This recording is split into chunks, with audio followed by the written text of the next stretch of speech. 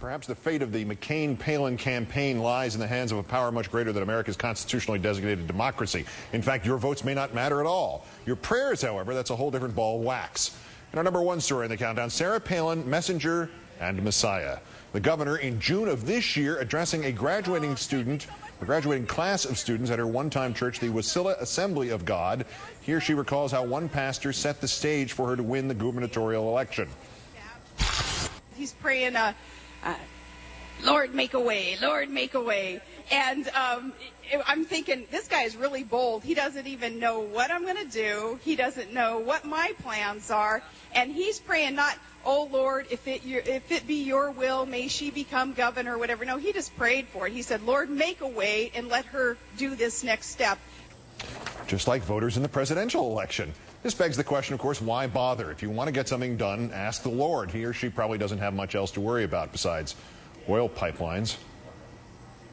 I think God's will has to be done in unifying people and companies to get that gas line built. So pray for that.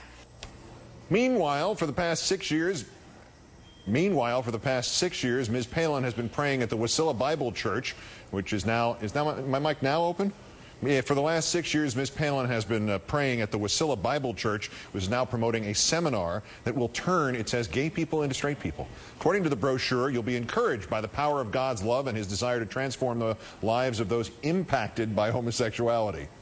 Oh, no, I'm not going to say it. For the record, the governor has not made any public statement about the Pray Away the Gay movement, nor yet about the report tonight from the former pastor there and a fellow parishioner that worshipers not only believe in the rapture and that Governor Palin has spoken of Alaska as being a refuge for that supposed lifting up of those true believers, but also that they speak in tongues, in other words, in words or sounds neither they nor anybody else understand. Kind of like Fox News. I'm joined now by Rachel Maddow, or should I say I'm joining Rachel Maddow. We are here on the new set. Well, that's it. All right. It's the set of your new show in anticipation of the debut of her conveniently titled NewsHour, The Rachel Maddow Show.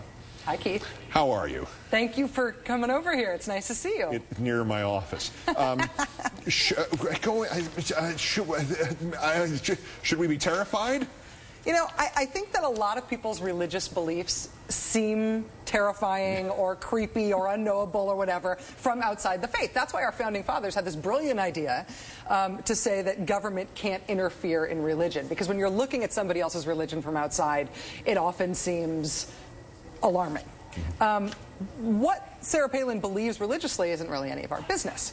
What she needs to be asked about, what we need to figure out whether it's worth worrying about, is whether she thinks that God is directing her public policies, whether she believes in the separation of church and state, whether she believes that she has been elected to public office in order to do the will of her religion, and if God is speaking through her. Then I think there's cause to worry. Well, we just had one of those presidents, and it hasn't worked out so well. Yeah. But this, listening to her, and this doesn't just apply to the tape we just saw, but this throughout the 10 days of Sarah Palin. She's Elmer Gantry. She's Amy Semple McHockey Mom. Which group is larger, do you think? You have any idea? Do we have any idea? Those who will look at those tapes, whose eyes will then roll back in their heads, and in tongues they will say, I like this woman, or this candidate, or Americans who will then shout a three-word question beginning with, what the? Well, we are one of the most religious countries in the world in terms of the privately held religious beliefs of our citizens. But we are also not that psyched about extremism. Extremism of any kind, particularly religious extremism, particularly in this world. So I think having faith is seen as a nice thing to know about a person who's running for office. Of course, there's no religious test for office, but Americans think that says something nice about your character and what kind of person you are. But if you believe that God is directing troop movements in Fallujah, I think that Americans, by and large, will react with the what the reaction rather than the neato reaction to that.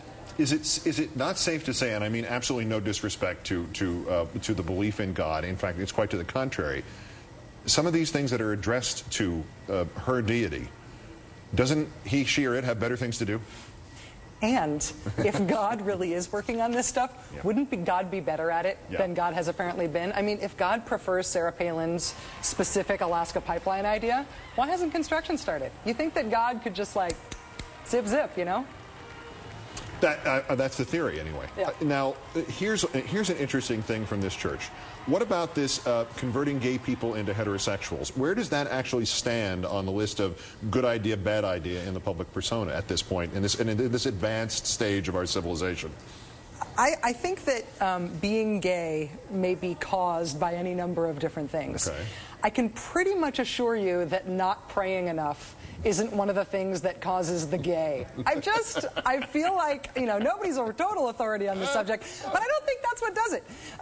When you say that you can pray away the gay, what that does is it terrorizes gay people, and it makes people who hate gay people feel better about hating gay people, because really all they're doing is hoping for this salvation, which could be so easily achieved by just the right titrated amount of prayer. I don't know if you try to pray away the gay and you pray too much, what becomes of you after that. But David Duchovny. Sure. You go. That's too much of that. You get too much of that pray. They've got services for that as well. Yeah. Oh man, I don't know. All right, look. I'm going to spend the last minute of the show promoting your series. What's coming up on your show, Rachel? Oh, well, thank you for asking, Mr. Olbermann. Apart from these hypnotizing graphics that make everybody stay and Doesn't watch. It look like you might win me in roulette? Or somehow I'm thinking the British flag. I don't know why. Oh yeah, All right, I can see that. Well, this guy on our network scored an interview with Barack Obama. Oh, him. So we're going to be talking a little bit about the Barack Obama interview. You're starting with that guy? Yeah. He's won way too much. We've also got some weird news tying T-ball. Yesterday was the 7th and final T-ball game of the Bush administration, tying T-ball to the Iraq War and some of the unfinished business between the Bush administration and the Pentagon. This is the Joint Chiefs of Staff T-ball league, right? That's right. Yeah, okay, great. They needed a third base coach. They knew where to look.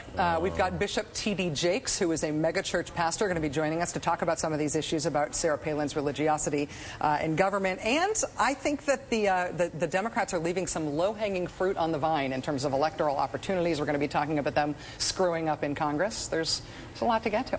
And then what are you going to do tomorrow night and the rest of the year and then the year after that? What are you going to do? Have you thought about that at all? Okay, no to answer that question. No. Our own Rachel Maddow, host of the Rachel Maddow Show on MSNBC. Great, thanks. Thanks, Keith. Why is she running away? That's Countdown for this, the 1,958th day since the declaration of mission accomplished in Iraq. I'm Keith Olbermann. Good night and good luck.